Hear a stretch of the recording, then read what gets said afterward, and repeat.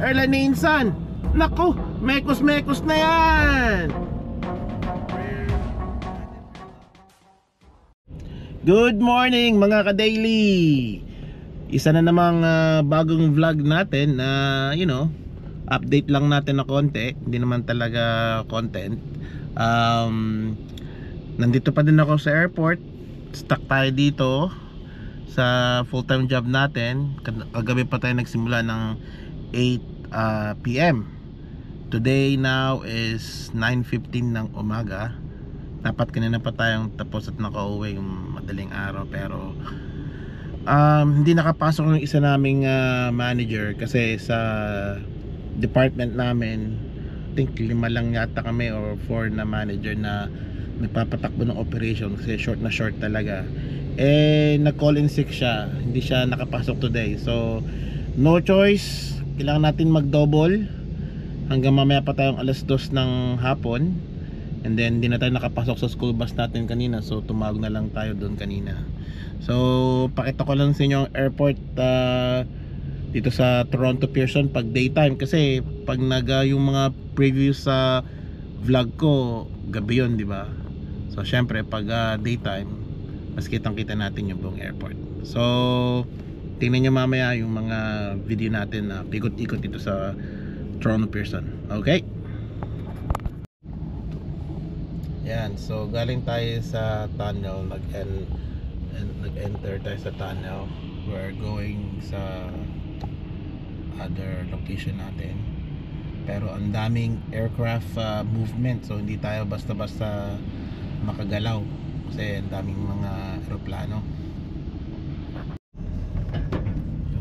Boeing 777 ng Air Canada. Yan.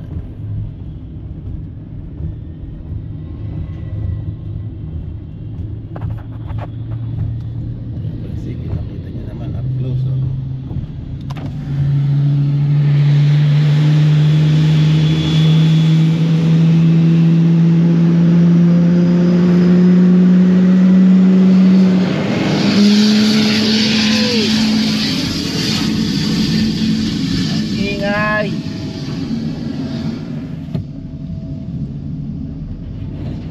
Lakas ng tunog ng GE engine.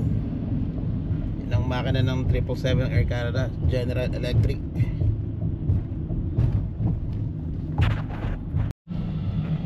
Oh, airline ni Insan. Naku, mekos-mekos na yan. Air India, galing New Delhi. Yan, naku, mekos-mekos na, shout out. And dito tayong meron tayong Air Canada Airbus 330. Yan, may pababa na 747. Anong airline to? Tingnan natin kung anong airline to. Actually no, hindi. Airbus A380 Emirates galing Dubai. Yan, shoutout sa mga taga Dubai. Shoutout sa mga family ko dyan sa Dubai, De La Cruz family. Yan, mga taga Dubai. Emirates A380. Yan. Ito natin A380. Ayos.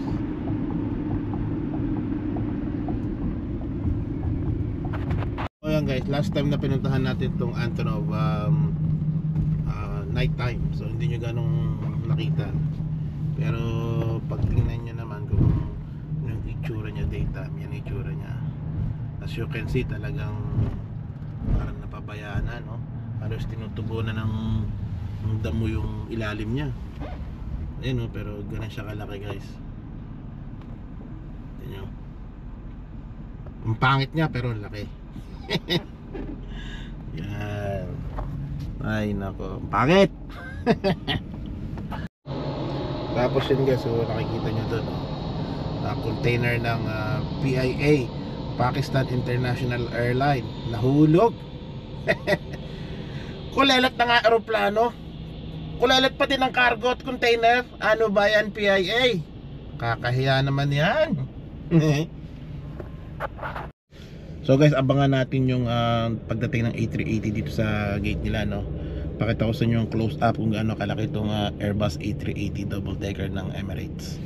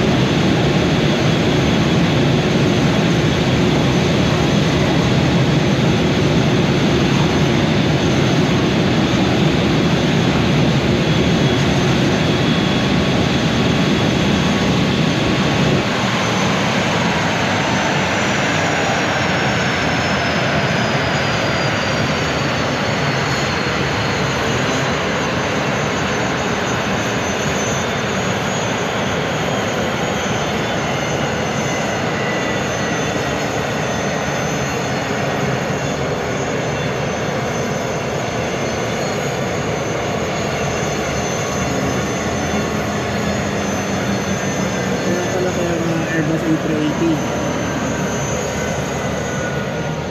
Yan mga ka-daily, ang laki, grabe.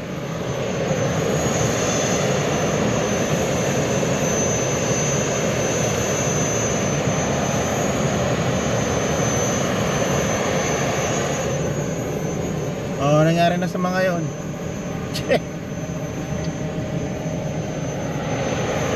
Yan ang mga action natin dito sa Toronto pag during the day. Okay, go!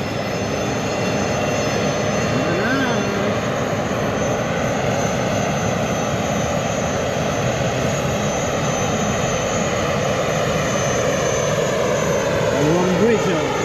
Isa.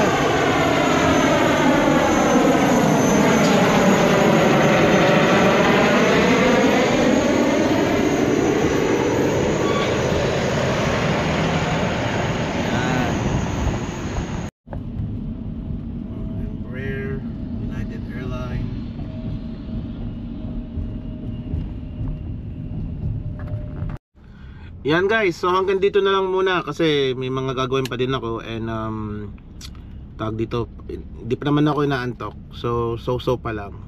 So yun na muna and wait for my next vlog again guys. So thank you nga pala sa mga bagong subscribers natin dyan, sa mga patuloy na nagsusupport sa channel natin. Support po, please share nyo and like, comment down below lang kung may mga ideas kayo na gusto natin i-vlog.